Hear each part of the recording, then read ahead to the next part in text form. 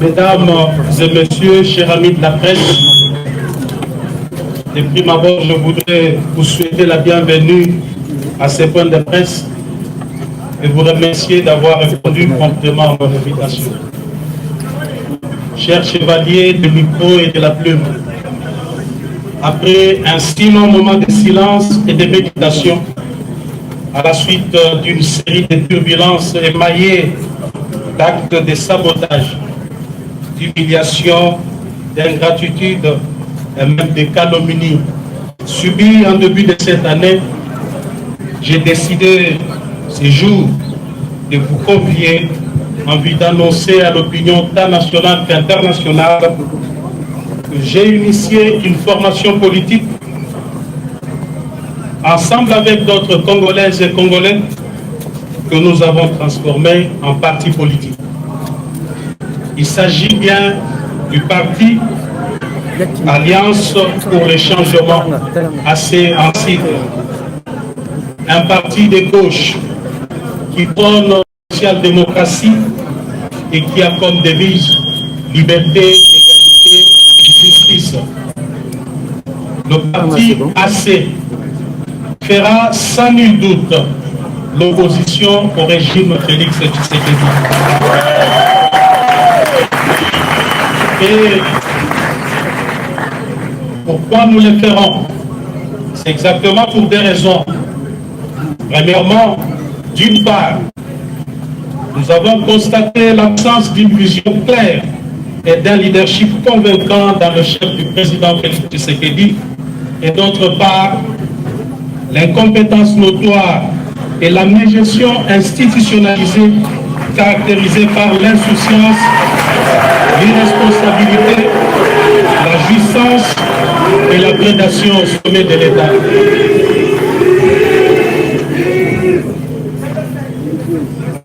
Deuxièmement, le parti AC se veut une proposition d'une nouvelle offre politique que nous considérons comme alternative crédible à l'échec du régime Tshisekedi. Mesdames et messieurs, s'agissant de l'absence d'une vision claire et d'un leadership convaincant dans le chef du président Félix Tshisekedi, il est important de rappeler qu'en tant qu'acteurs, nous avons cru, comme beaucoup d'entre vous, que le parti de la gauche congolaise, fondé au prix de tant d'efforts et d'abnégation, sous la conduite du redoutable Etienne Tshisekedi Wamulumba, d'heureuse mémoire, et dont nous sommes incontestablement l'héritier idéologique, tiendrait son rôle d'opérer le changement profond en vue de bâtir un État pour sortir le peuple congolais de l'extrême pauvreté. Nous avons essayé en vain de rappeler à l'ordre jour et nuit celui avec qui nous avons pensé incarner la dite vision qui consiste en une gestion orthodoxe de nos populations à travers une gestion orthodoxe de la chose publique, d'où la célèbre phrase « le peuple d'abord ». Hélas, à l'absence d'une vision claire dans le chef du président Félix Tshisekedi, pour faire décoller le Congo, nous assistons malheureusement à des tâtonnements et des essais-erreurs dans tous les domaines de la vie nationale. Aucun projet concret n'a été finalisé alors que les caisses de l'État saignent jour et nuit, en contradiction des principes sacro-saints et inviolables qui caractérisaient notre orientation politique en matière de gestion de la chose publique, dont le socle est la bonne gouvernance et la redevabilité. Les promesses irréalisables sont considérées désormais comme mode de gestion. Le mensonge, la manipulation comme vision de gouvernance, les détournements des deniers publics et la corruption comme mode d'exécution de projets. Tous les échecs constatés sont la faute des autres, une véritable fuite en avant et un mensonge d'État. Le Parlement de la République, temple de la démocratie, est désacralisé et devient le lieu à travers lequel le peuple assiste contre sa volonté à des scènes de règlement des comptes, des traitements de sujets sans pertinence aucune et celle des théâtres de clowns politiques. Près de 4 ans plus tard, le système Tshisekedi est incapable de mobiliser les Sept à la dimension du Grand Congo et à l'immensité de ses ressources et richesses. En revanche, force est de constater que l'appareil de l'État s'est détérioré et est devenu de plus en plus un club d'amis où les apprentis sorciers les plus grands exercent leur stage au sommet de l'État. Le peuple congolais fait au quotidien face à la montée vertigineuse des prix des denrées de première nécessité qui ont atteint leur instabilité sans précédent, alors que le gouvernement publie des statistiques de foi erronées et manipulées, vantées jour et nuit, ne reflétant aucune réalité des terrains. Quoi de plus ahurissant est de constater que le peuple qui constitue le fondement de la démocratie sociale a été volé par l'État sous la coordination des services de la première institution de la République.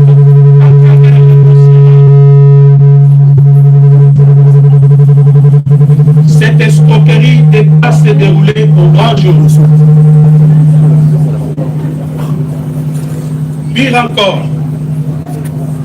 Pire encore, le fonctionnaire, l'enseignant, le militaire et le policier qui devaient bénéficier tout simplement de l'amélioration réelle de leur salaire minimum garanti restent toujours bernés par des suppléments propagandistes paradoxalement à leur panier de la ménagère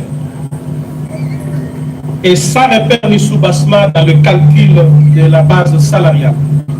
Il va sans dire que le gouvernement a abandonné sa mission principale. Le peuple est désormais face aux dirigeants irresponsables. L'absence des mesures rationnelles d'encadrement de la gratuité d'enseignement, fondamentale bien entendu, la qualité de l'éducation nationale, alors que l'accès aux soins de santé primaire de la population devient un cauchemar sous le régime des jouisseurs. Mesdames et messieurs, nous avons à son temps demandé la réduction du train de vie des animateurs des institutions. Cette réduction cadre avec la vision socialiste qui devrait guider toute action politique d'un régime dirigé par, entre guillemets, un tshisekédiste.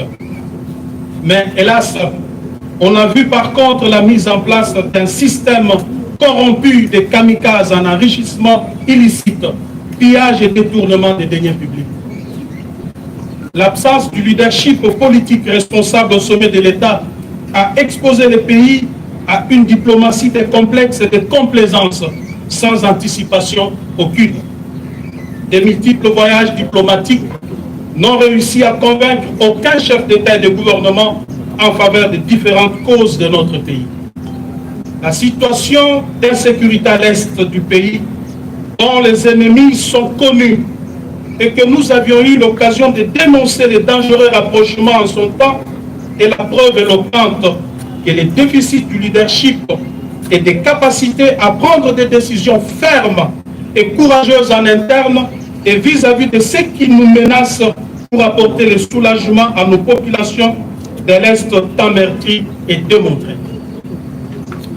Les désastres qui prévoient actuellement dans la partie est de notre pays, plus principalement dans la province du Nord Kivu et de l'Ituri, relèvent de la responsabilité première du chef de l'État et de son gouvernement. Ici de rappeler que les dirigeants actuels n'ont entrepris aucune réforme de notre système de défense et de sécurité. Pire encore, les militaires et les policiers vivent dans des conditions exécrables. Depuis que M. Félix Tshisekedi est au pouvoir, vous en doutez, il n'a jamais songé à doter ne serait-ce que l'uniforme aux militaires et policiers. Si tel est le cas, que dirions-nous alors des armes et des munitions qui sont indispensables pour toute campagne militaire afin de protéger la population? Dans ces conditions, il est clairement établi que les systèmes en place exposent la République, le peuple congolais, ainsi que ses ressources naturelles.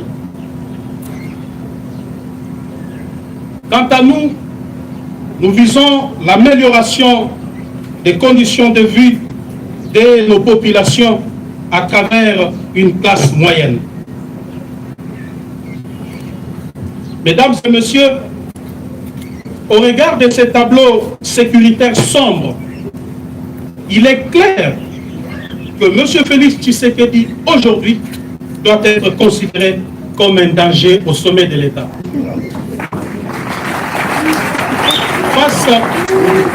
Face à ces chaos de gestion et des situations de non-État, une nouvelle offre politique s'impose à tout point de vue.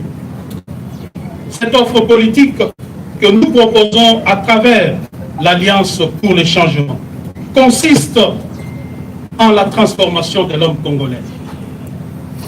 À la refondation de l'État, la mise sur pied d'un modèle économique et financier favorable au contexte congolais et à la révolution sociale à travers une gestion rationnelle et raisonnable de nos ressources et richesses naturelles.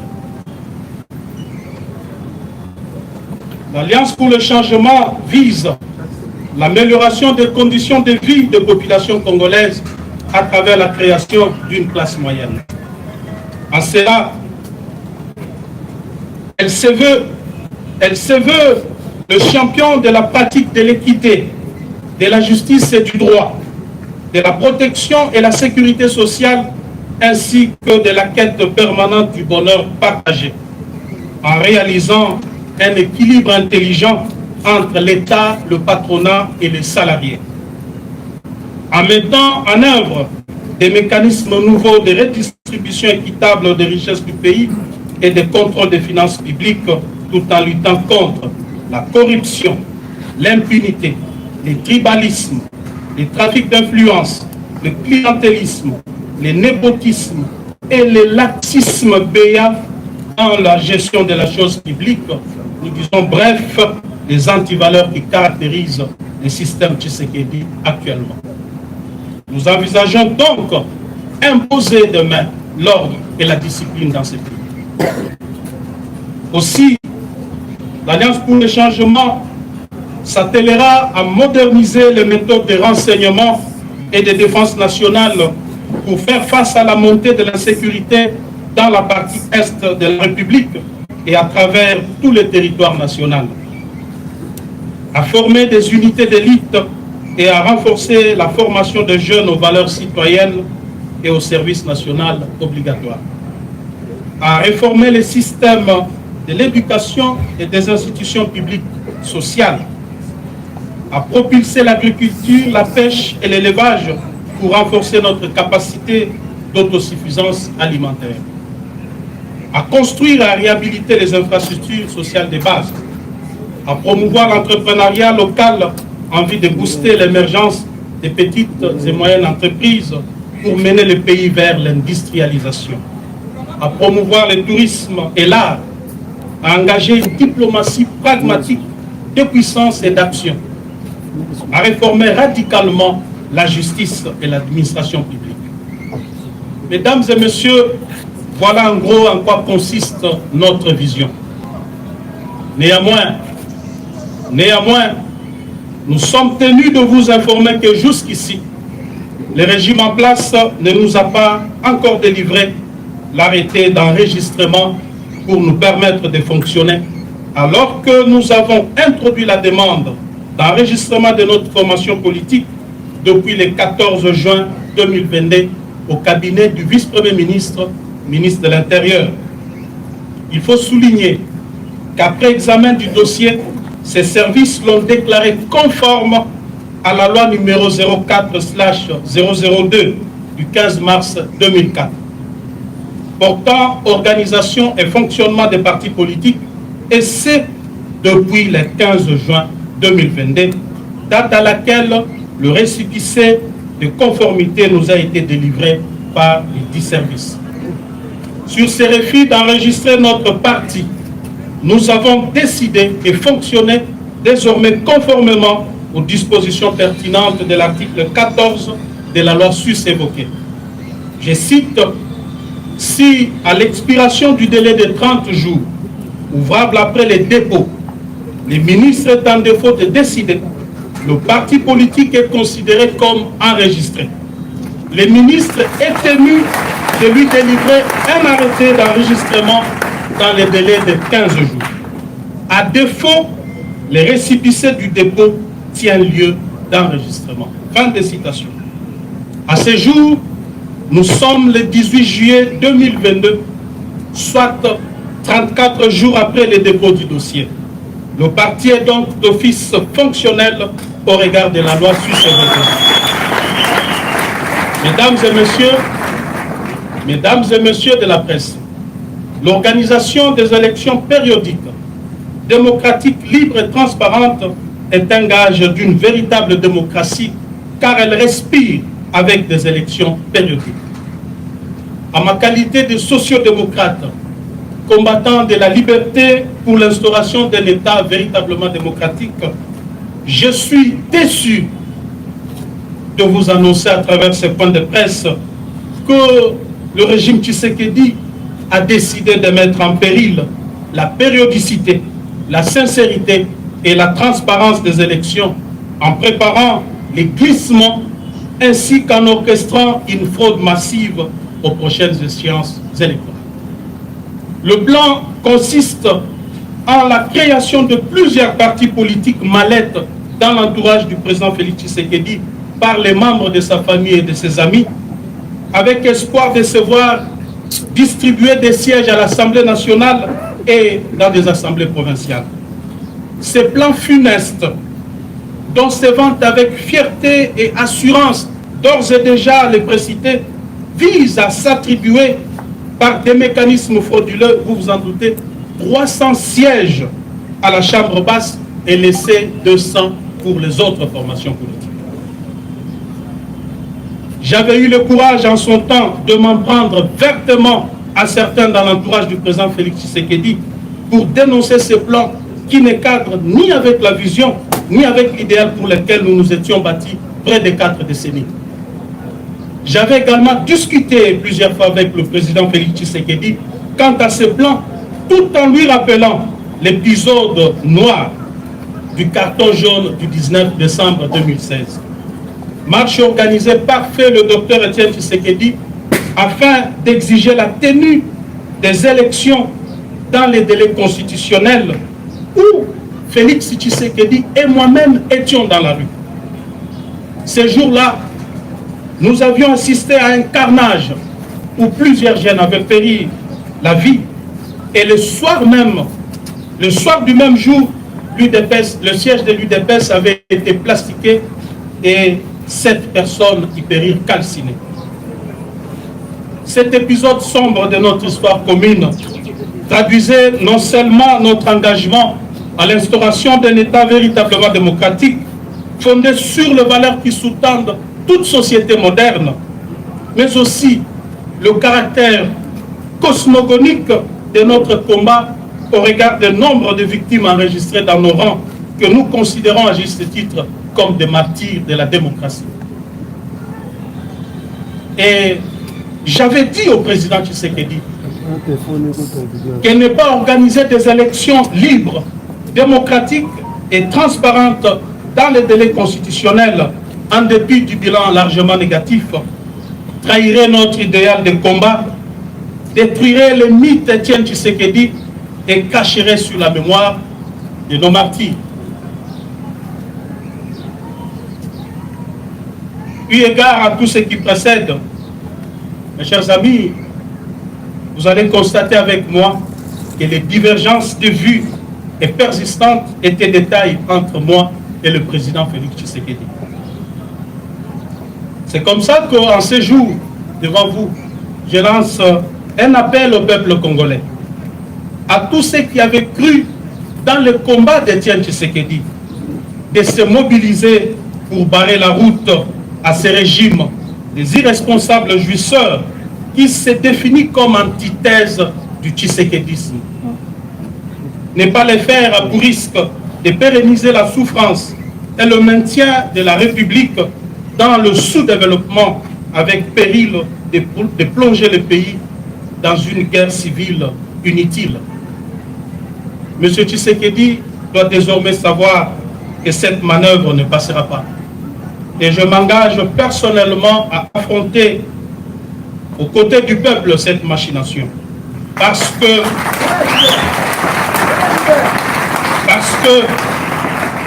je considère les combats que je dois devoir mener désormais comme un tournant très important dans ma vie politique. Mesdames et messieurs, comme vous le savez, nous avons aussi assisté à la reprise petit à petit des tares de dictatures de triste mémoire. Le pays est en train de subir un recul démocratique honteux des restrictions de liberté d'expression. Et le peuple assiste impuissant devant l'émergence d'une néomonarchie constituée d'une classe de mafieux fanatiques applaudisseurs. On constate la flambée des arrestations des leaders d'opinion et des atteintes à la liberté de la presse avec des intimidations de journalistes dont certains sont contraints à l'exil. Il en est de même de l'usage abusif des services publics à des fins privées, des trafics d'influence par la résurgence des familles et des personnes intouchables, la manipulation de la justice avec des dossiers montés de toutes pièces pour écarter certains adversaires. Et cela, ce sont sans doute des antivaleurs qui, des signes prémonitoires d'une dérive dictatoriale qui se décide. Pire encore, l'humanisation des services de sécurité est un contrat social conclu avec le peuple. Mais hélas, contrairement à cette grande attente, ils sont utilisés aujourd'hui comme outil de répression, d'intimidation et de rançonnement des opérateurs économiques et des investisseurs étrangers à la manière des régimes passés que nous avions combattus.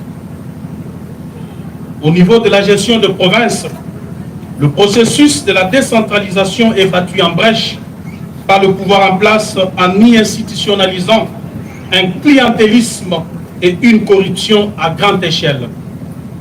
Les institutions provinciales sont devenues ingérables et le développement local est impossible à atteindre avec les méthodes du régime Tshisekedi qui a converti le gouverneur de province en filles et garçons de course, obligés de ramener des espèces sonnantes et trébuchantes à Kinshasa.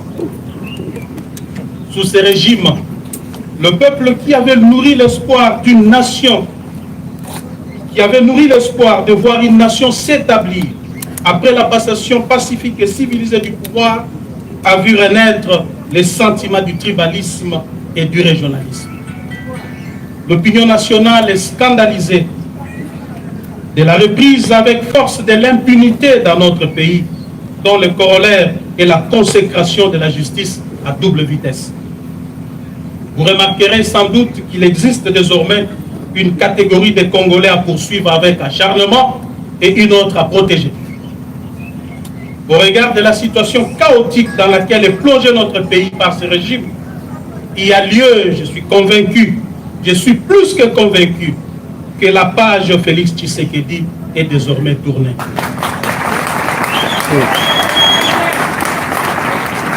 Quant à nous, notre responsabilité première sera celle de mobiliser le peuple souverain en vue de mettre fin à cette prédation qui s'est installée dans les institutions du pays. Il est temps de sauver le bateau Congo avant qu'il ne chavire complètement avec son commandant de bord qui le fait naviguer sans boussole ni repère.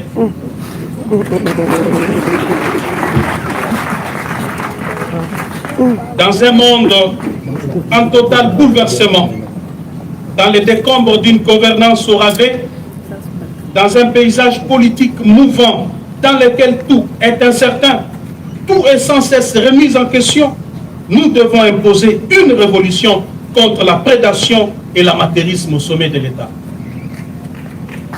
Une révolution pacifique,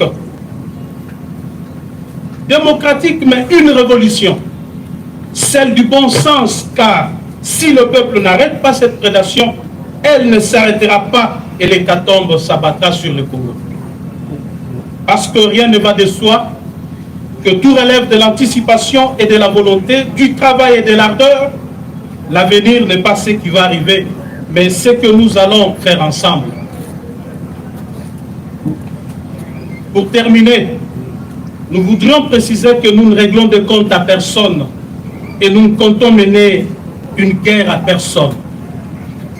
Nous ne réglons que des problèmes de la RDC pour laquelle nous sommes désormais résolument engagés. J'ai saisi d'ailleurs cette occasion pour remercier de tout cœur ceux qui m'ont soutenu pendant le moment des tumultes et d'agressions injustes que j'ai subis. Toutefois, je dois leur rassurer que de tous ces événements, rien ne m'a ébranlé. En revanche, je les ai transformés en énergie nécessaire qui m'aidera à faire face à l'adversité dans le nouveau combat que je suis appelé à mener désormais aux côtés du peuple congolais au sein du parti Alliance pour le changement. Il faut un nouveau leadership à tout prix pour la RDC. Ainsi, je pardonne à tous ceux qui m'ont fait tant de mal.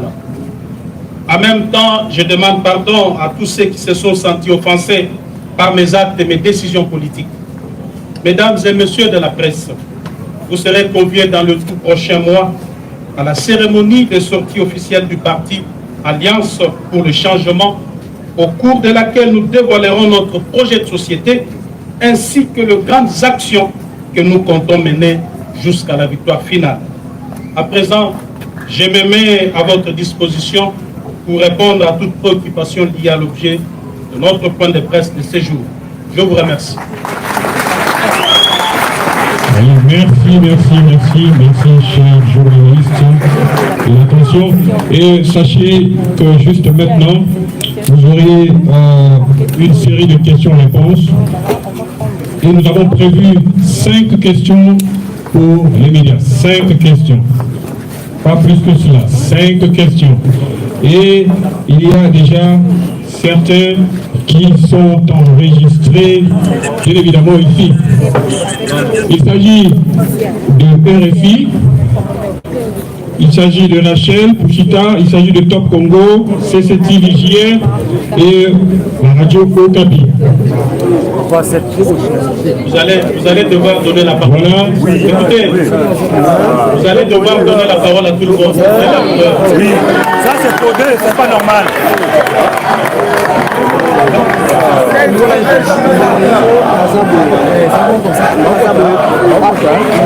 D'accord, c'est pris en compte. Alors, tous ceux qui veulent intervenir, il va falloir que vous vous enregistrez. D'accord. Alors, on va aller avec la série questions-réponses. Nous commençons quand même avec ceux qui ont été enregistrés. Donc, RFI. RFI est là. RFI. Joël Kamanda est là. Joël Kamanda. Joël Kamanda, par ici s'il vous plaît.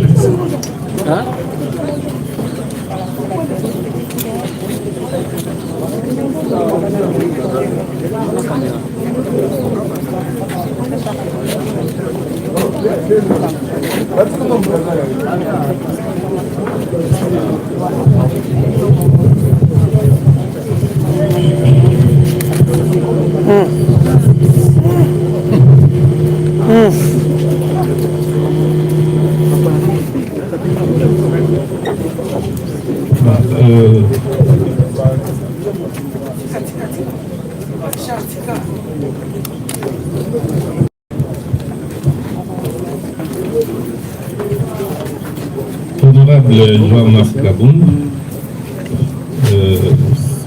nous vous découvrons aujourd'hui chef de parti, que vous avez déjà été même à titre intérimaire, mais aujourd'hui c'est votre propre parti. Est-ce que c'est dit clairement que entre vous et l'UDPS, c'est fini, le mariage est cassé? Il n'y a pas à redire là-dessus, M. Kamanda. C'est clair que j'ai créé un parti politique ensemble avec des amis. Et je n'ai pas mâché des mots pour vous dire que ce parti se classe dans l'opposition contre le régime Tshisekedi. Il avait touché l'UDPS qui a lamentablement échoué dans les contrats sociaux que nous étions engagés à accomplir avec le peuple. Donc c'est fini, il n'y a plus rien à espérer là-dessus.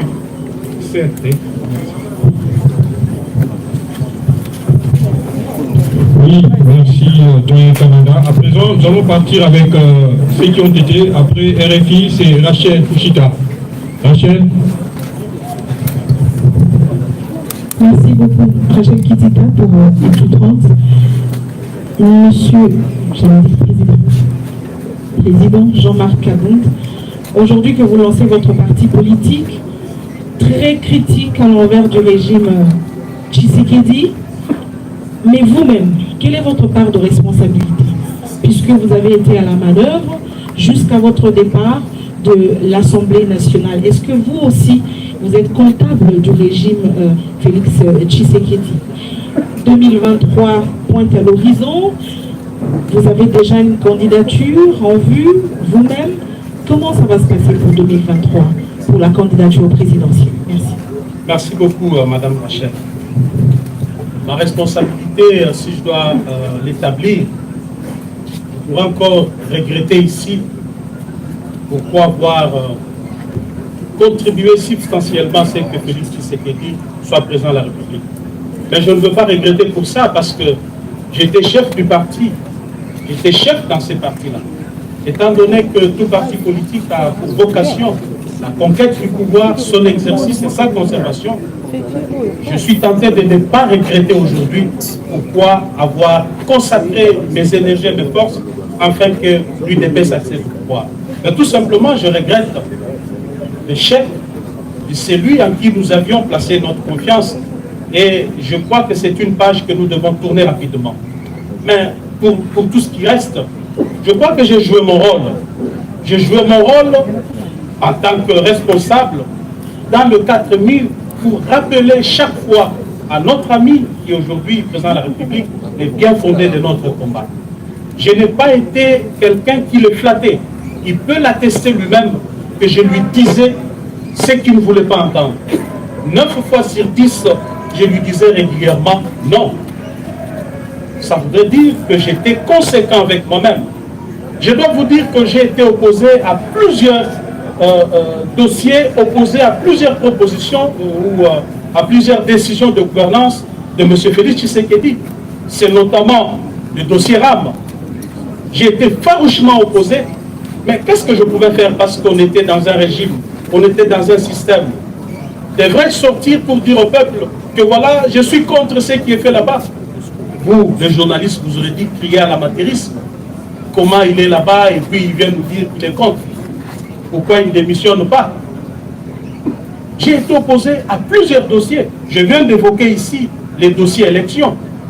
Quand j'ai appris tout simplement qu'un plan s'est tissé autour du président Félix pour gagner 2 ans de glissement, remettre tout le monde dans la gestion, les affaiblir, puis organiser des élections où la tricherie était en train de se préparer, parce que beaucoup se vantaient déjà d'avoir la CENI et la Cour constitutionnelle. J'ai dénoncé cela. Je lui ai dit que ceci ne cadre pas avec notre vision. J'aimerais bien, parce que j'étais même chantre de la conservation du pouvoir par l'UDPS jusqu'au retour de Jésus-Christ. C'est moi qui le disais. Mais je lui ai dit pas par des mécanismes frauduleux. Il n'y a qu'un seul mécanisme pour conserver le pouvoir, c'est rencontrer les besoins du peuple. Accomplir la partie de son contrat. Je lui ai dit, Monsieur le Président, je suis actuellement chef du parti. Tout ce que moi je vous demande, donnez-moi le bilan aux prochaines élections, je vous donne une majorité. Mais s'il n'y a pas de bilan, il ne faut rien espérer. Je ne ferai pas de la magie. Je le lui ai dit. C'était en privé. Malheureusement, je ne pouvais pas sortir, convoquer la presse pour dire, voilà, je viens de dire au président Tshisekedi ceci ou cela. Madame, je crois que je sors de cette histoire avec une conscience tranquille pour avoir joué complètement mon rôle d'un véritable Tshisekediste. Et le fait même que Le fait même que j'avais décidé de démissionner et quitter le pouvoir est un signe clair que je n'étais pas d'accord avec la gestion du pays par Félix Tshisekedi et par ricochet. Je ne peux pas regretter quoi que ce soit parce que je n'ai aucune responsabilité à porter là-dessus. Par rapport à 2023, madame, nous venons de créer un parti politique. Ce n'est ni un parti de mallette, moins encore un parti qui accompagnera XY.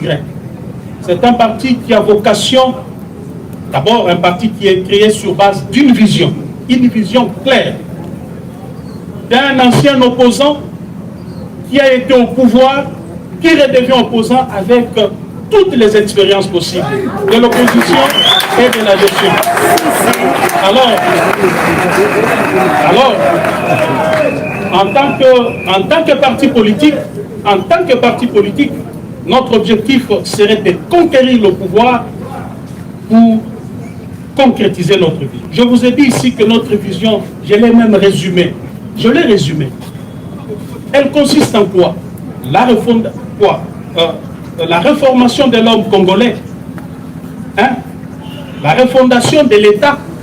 Nous considérons l'État comme la superstructure sans laquelle aucune société moderne ne peut être battue. Sinon, vous allez vivre dans une jungle comme on est en train de le vivre. Nous avons parlé aussi de la mise sur pied de modèles économiques et financiers adaptés au contexte congolais. Et enfin, nous parlons de la révolution du social des Congolais.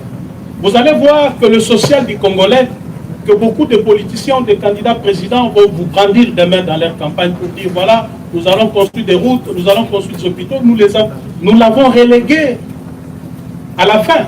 Parce que nous estimons, dans l'Alliance pour le changement, que la priorité des priorités, le vrai problème dans ce pays, c'est d'abord l'homme congolais, mais ensuite l'absence de l'État comme superstructure sur laquelle doit être bâtie toute vision, tout projet de société.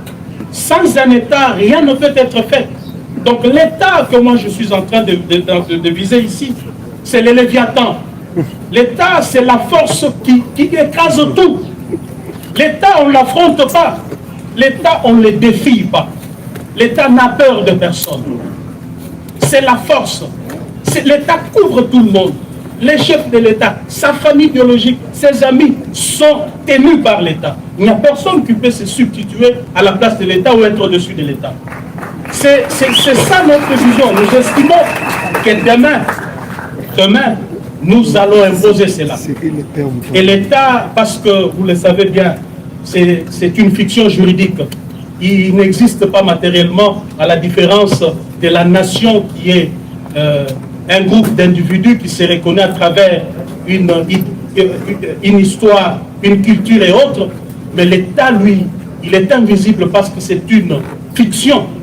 Mais il existe matériellement à travers des instruments de puissance. Et ces instruments de puissance, nous les avons classés en 6. C'est l'armée, la police, les services de sécurité, la justice, l'administration et les relations étrangères. Voilà ce que... Nous invitons à présent Top Coco FM avec Juno Rema. Honorable, bonjour. Bonjour. Ma question, vous avez dit tantôt que vous allez combattre ce régime. Vous considérez qu'il y a échec du combat que vous aussi vous aviez mené à l'époque. Est-ce que vous allez vous allier aussi aux autres qui sont opposants à ce régime pour pouvoir combattre ce que vous avez dénoncé ici comme fraude électorale? Merci. Merci beaucoup, madame, pour la question. Je crois qu'à ce niveau des débats, nous devons être prudents et même faire un petit tour en arrière parce que nous sommes en train, dans ce pays, malheureusement, de revivre l'éternel recommencement. Cet éternel recommencement voudrait dire quoi? Ceux qui sont au pouvoir, ils sont ennemis du peuple, et ceux qui sont dans l'opposition sont chouchoutés par le peuple, portés par le peuple. Ils composent un attelage mal assorti. Dès qu'ils accèdent au pouvoir, du coup, ils deviennent aussi des démons. Ceux qui étaient démons au pouvoir hier, par manque de résultats de ceux qui sont au pouvoir aujourd'hui, redeviennent saints et c'est un cercle vicieux. L'Alliance pour le changement voudrait casser ces cycles infernales qui plongent le pays dans le désastre. Ça voudrait dire quoi, madame? Ça voudrait dire que toute alliance sera basée sur une vision. Toute alliance sera basée sur des idéologies. Notre parti, je vous l'ai dit, c'est un parti socialiste, de la social-démocratie. Donc, on voudrait bien savoir quelle est la vision politique de tel ou de tel, quelle est son appartenance idéologique, afin que nous puissions réfléchir sur ce que nous pouvons faire demain. Nous ne serons pas prêts à faire cela parce que nous avons vu les dégâts que cela a causé au pays. C'est comme si on était dans une sorte de course à l'accession du pouvoir. Juste pour accéder au pouvoir, c'est partagé entre acteurs politiques et du coup, on prend le peuple en otage parce que ce n'est pas la vision qui guide l'action politique, mais plutôt les intérêts, notamment le partage de pouvoir, le partage du gâteau bien entendu et les intérêts que cela procure. Donc demain, l'AC va s'engager dans le processus électoral pour gagner les élections à tous les niveaux. Mais nous ne fermons pas la porte. Nos portes sont ouvertes pour des personnes crédibles, des personnes qui partagent les mêmes convictions que nous, des personnes qui ont la même vision que nous. Mais si tel n'est pas le cas, nous avancerons. Et maintenant, nous allons inviter JR Mokolo de CCTV pour sa question. Bonjour honorable. Bonjour. Je voudrais d'abord rappeler, vous avez rappelé tous les incidents, les incompréhensions qu'il y a entre vous et les chefs de l'État, sa famille politique et surtout son entourage. Mais nous rappelons par exemple que l'incident, la goutte d'eau qui a fait déborder les vases, c'était votre intervention dans la solution de l'incivisme routier que nous constatons jusqu'à maintenant.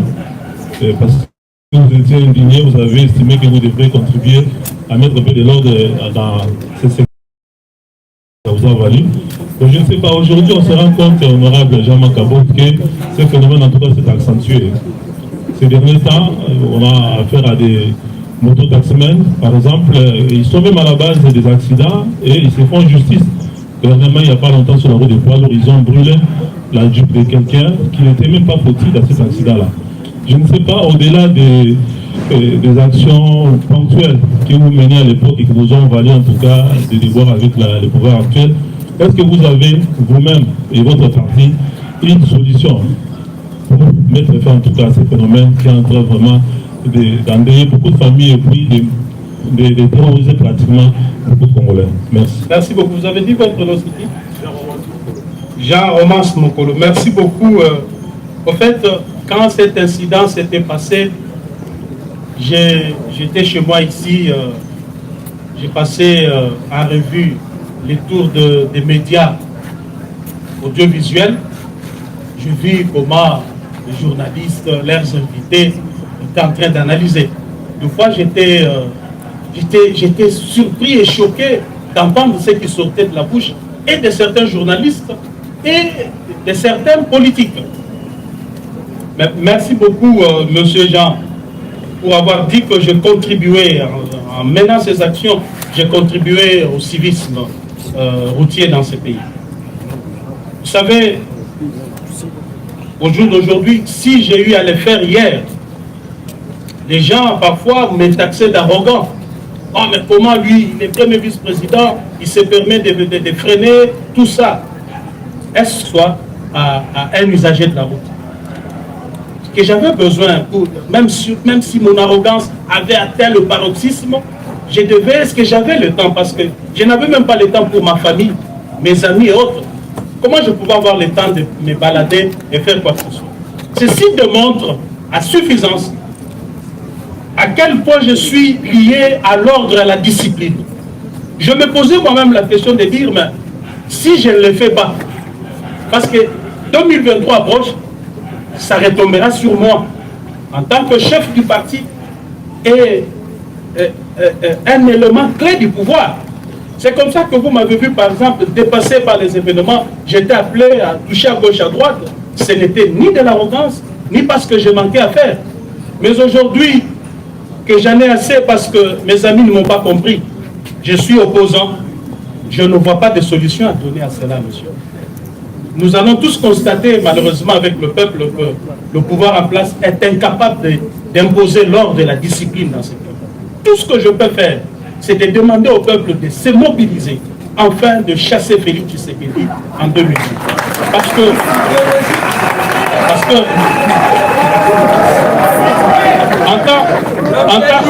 en tant qu'opposant maintenant, je ne serai là que pour constater aussi comme tout le monde. Je ne me permettrai jamais de descendre même pour faire une petite remontrance à un chauffeur, n'est-ce pas? Donc, d'ailleurs, je vais exploiter cela pour bien écraser ces régimes des incompétents qui parfois vous ne faites pas attention. Comment voulez-vous?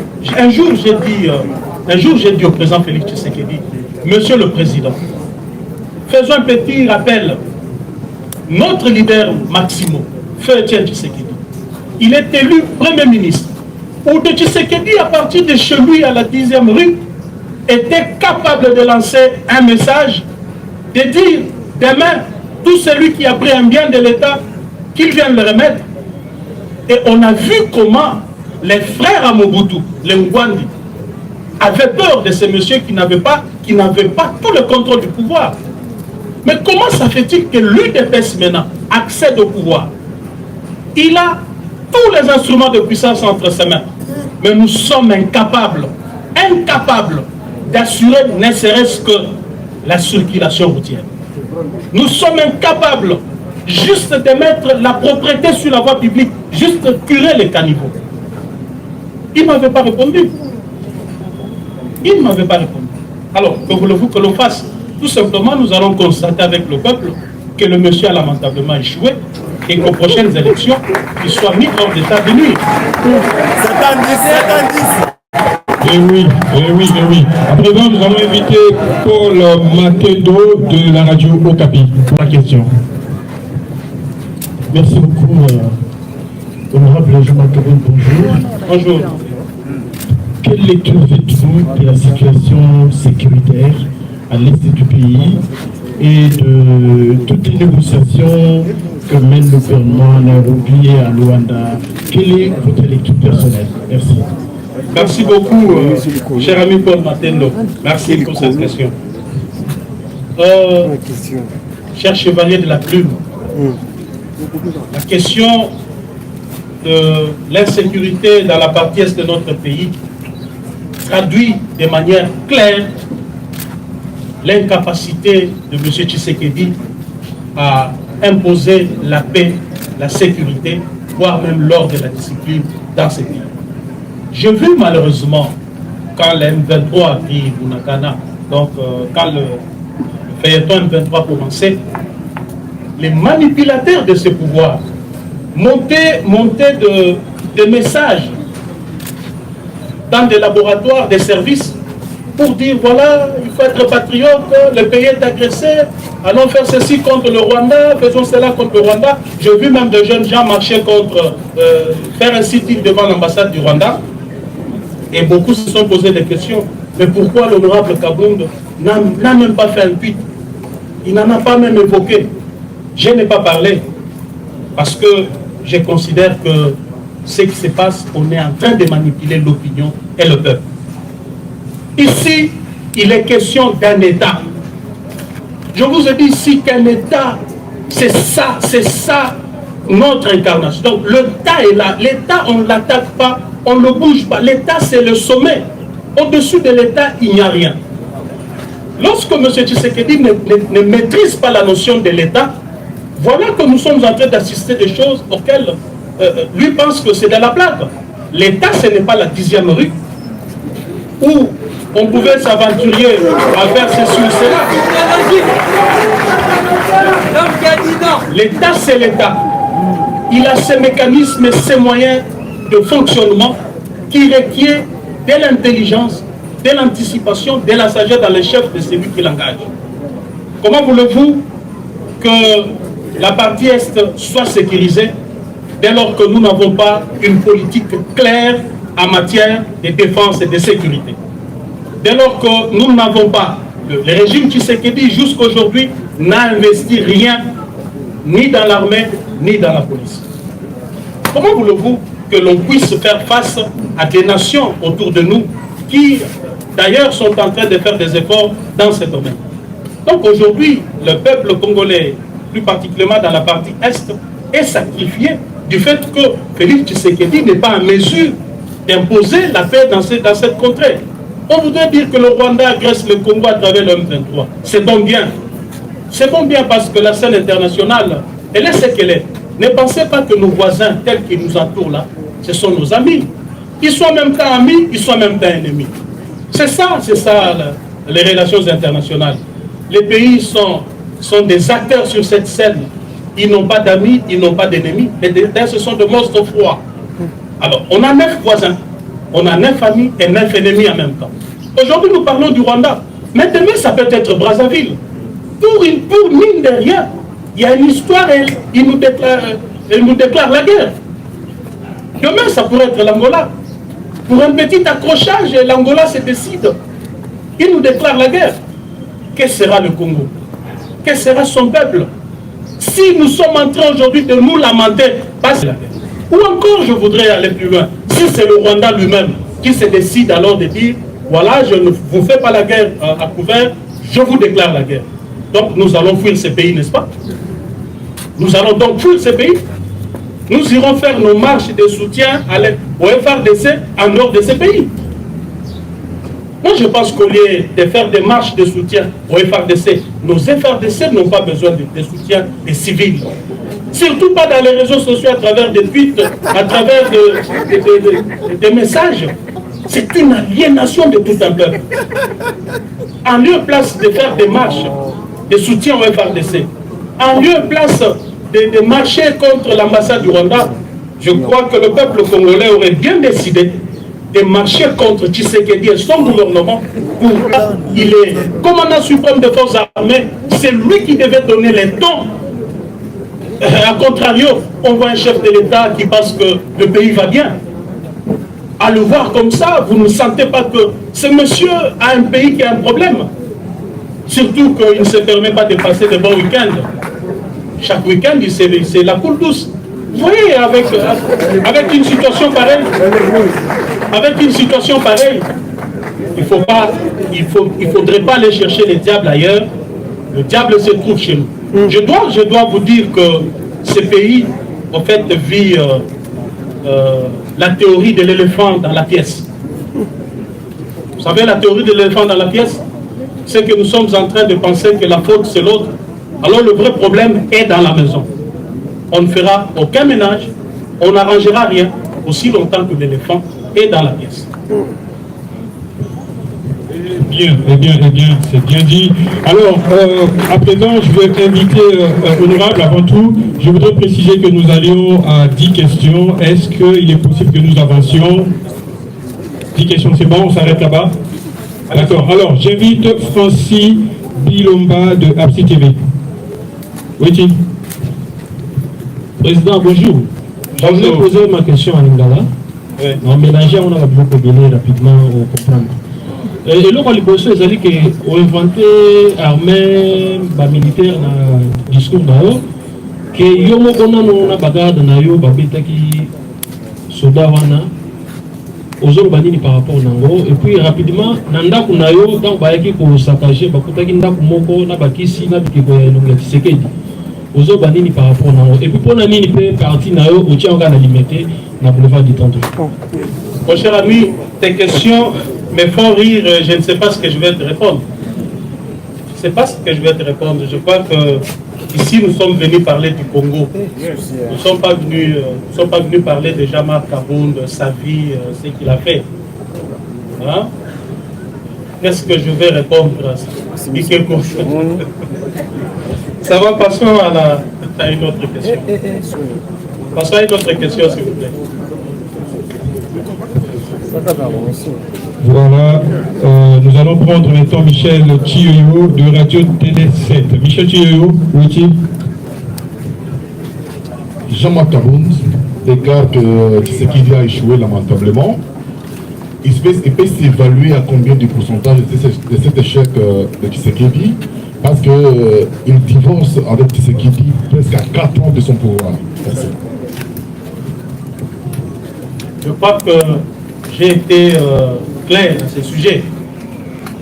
Donc, Tshisekedi a lamentablement échoué. Et quand on dit que le bilan est largement négatif, ça voudrait dire, c'est que ça voudrait dire. Évalué en termes de pourcentage, ça voudrait dire quoi? Il a lamentablement échoué, c'est tout ce que nous retenons. Parce que si vous me demandez d'aller dans des détails, je vais vous prendre toute 1 heure ou 2 heures de temps ici à vous expliquer secteur par secteur. Parce qu'il arrive de fois que dans ces pays, on est habitué à la manipulation. C'est ce que j'ai dénoncé ici. Le mensonge et la manipulation. On résume le bilan de tout un régime par des histoires fades. Parce qu'on a construit une école à gauche, on a construit une route de 100 km à droite et on dit que le bilan est positif. Non, le bilan d'un régime doit être global. Il doit intégrer tous les aspects de la vie. Un régime, lorsqu'il travaille dès le début, d'ailleurs je vous ai dit ce que je ne vous ai pas dit, la vision c'est quoi? Quand on dit que quelqu'un a une vision politique, ça voudrait dire qu'il connaît le problème de son pays, il envisage des solutions qu'il compte y apporter, et quand on met le problème et les solutions sur la balance, c'est ce qu'on appelle vision politique. Donc, quand on connaît bien son pays, on peut se dire aujourd'hui qu'avant d'accéder au pouvoir, j'ai trouvé mon peuple avec un taux d'accès à l'eau à tel pourcentage. J'ai trouvé mon peuple avec l'accès à l'électricité à tel pourcentage. J'ai trouvé mon peuple avec l'accès aux soins de santé de qualité à tel pourcentage. J'ai trouvé mon peuple avec l'accès à un logement décent à tel... Tout ça, ça fait partie de la globalité de la vie dans une nation. Et quand on évalue un régime, on l'évalue de manière globale. Pas sur base de 10 km de route ou de 2 écoles construites à gauche à droite. Je trouve que ça, on est habitué. On est en train de flouer le peuple. Et ça, c'est depuis la nuit des temps. Que chaque fois qu'un régime est là, on vous brandit une école construite à gauche. On vous brandit 2 fois dans les réseaux sociaux. C'est des montages qu'on fait. Et le peuple, pour dire au peuple que voilà, le bilan est positif. Moi, je crois que nous devons évaluer un bilan sur base des éléments globaux qui constituent la vie socio-économique, environnementale de l'homme congolais. Merci. Ok, présent, donc nous passions à la 9e personne, Christophe Ilunga Kanelkin. Christophe Ilunga. Honorable Jean-Marc Aboun, depuis votre émission à l'Assemblée nationale, et vous n'êtes pas présenté à la plénière. Au cas où on doit invalider votre candidature, que sera-t-il votre réaction? Mais je ne suis pas invalidé. Nous sommes en vacances parlementaires, ce qui sous-entend qu'à la prochaine session, je serai présent. Vous parlez déjà vous envisagez déjà le futur. Hein? Non, mais écoutez, je suis député national, je me présenterai à la prochaine session parlementaire. Donc écartez toute hypothèse de mon invalidation. D'accord. Dernière certainement question. Billet grâce, Monde 24. Bonjour, honorable Jean-Marc. Bonjour. Honorable, j'aimerais bien poser les questions en français, mais pour aider aussi mes confrères en ligne, j'aimerais parler en lingala, si vous me permettez. Vas-y. Voilà. D'abord, on a commencé d'abord à vous féliciter parce que je comprends que vous gardez toujours votre tête de radicalisme. Alors, monsieur Jean-Marc Aboun, honorable, aujourd'hui, vous êtes très radical contre le pouvoir en place. Au qui n'a eu de baisse pendant l'étude du pouvoir, au bout du combat, au lieu où que bilan et à présent de la République est tellement négatif. Mais on se rappelle Yozala qui, vice-président de l'Assemblée nationale, premier vice-président de l'Assemblée nationale. Et là, on a proposé qui pendant Kozala qui premier vice-président de l'Assemblée nationale pour la population. Alors, mon cher ami, je préfère bien répondre en français pour que les mots me viennent aisément. C'est bien. L'ami voudrait savoir ce que j'ai fait parce que je suis très critique envers le régime Tshisekedi maintenant. Je voudrais savoir ce que j'ai fait. Mais je vous ai expliqué ici que j'étais un élément clé de ce régime. Et deux fois, il fallait concilier mon attitude de combattant de la liberté, gardien de notre vision et les réalités étatiques qui consistent à créer cet équilibre pour ne pas créer des situations difficiles au pays. Et j'ai eu, dans un cadre restreint, dans un cadre privé, rappelé plusieurs fois au président Tshisekedi l'idéal de notre combat. Il vous souviendra que lorsque j'étais au bout de mes souffles, lorsque je me suis senti à la fin parce que je ne pouvais plus continuer, j'ai eu à dénoncer. Consultez bien l'histoire de ces palais. Je parle bien du palais du peuple. Consultez son histoire. Depuis notre accession à l'indépendance, y a-t-il eu un jour un vice-président de cette chambre, élément clé du pouvoir, qui a décidé de descendre du perchoir pour dénoncer l'hypocrisie du régime auquel il appartient? Avez-vous vu ça? Je suis le premier à l'avoir fait. Donc si je l'avais fait, ça voudrait dire qu'en aparté, j'ai beaucoup fait. Je vais vous donner une anecdote sur le dossier RAM. Vous savez, quand cette histoire s'est tissée, moi-même, je n'étais pas informé. Moins encore le parti que j'ai dirigé à l'époque. Nous n'étions pas informés. Mais d'ailleurs, je ne savais même pas la définition de RAM. C'est quoi RAM? Quand j'ai entendu pour la première fois, j'ai posé la question, mais c'est quoi RAM? Parce que j'ai vu ça sur les réseaux sociaux. Et du coup, l'affaire s'est enflammée. J'ai essayé de consulter la loi, j'ai compris que c'était anormal. Mais ce que je vous dis, je vais citer des témoins, ils sont encore vivants. Vous pouvez aller leur poser des questions. À la veille de la motion qui a été initiée contre le ministre Petentik, nous sommes allés, moi, le Premier ministre, le ministre Petentik, le DG de la RPTC, un sujet, un expatrié, je crois, ça peut être un Français. Nous sommes allés voir le chef de l'État pour discuter sur la question rare. J'ai dit clairement au chef de l'État, devant tous ces témoins, qu'on devait tout de suite arrêter parce que cela s'apparentait à une escroquerie. Une taxe, une imposition ne peut reposer que sur la loi. Ça, c'est la Constitution. Et ce qui se passe, et d'ailleurs, lorsqu'on impose ou on taxe, l'argent doit aller directement dans le compte du Trésor public.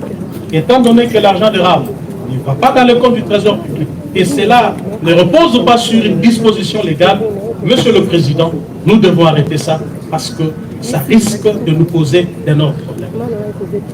Alors, la réponse était que mais oui, mais est-ce qu'on doit le faire parce que là il y a la pression de l'opposition, ça donnera l'impression que nous, on a failli devant l'opposition, nous devons résister. J'ai dit, Monsieur le Président, il n'est pas question de l'opposition, mais il est question du peuple. Nous devons écouter le peuple. Bon, ça va, on va d'abord alléger. On a allégé. Est-ce que vous saviez que ce que je vous dis ici avait eu lieu? Mais je ne pouvais pas sortir sur la place publique pour le dire que maintenant là je viens de dire au chef de l'État ceci ou cela. Je vais aller plus loin. Un mois plus tard, j'ai fait appel à un grand ami du président de la République chez moi ici. Je ne peux pas encore citer son nom parce qu'il est encore vivant. C'est moi Djambita, le DG du journal officiel. Je lui ai dit, toi tu es ami du chef de l'État. Écoutez ce que je compte aller lui dire. Je préfère que tu sois là.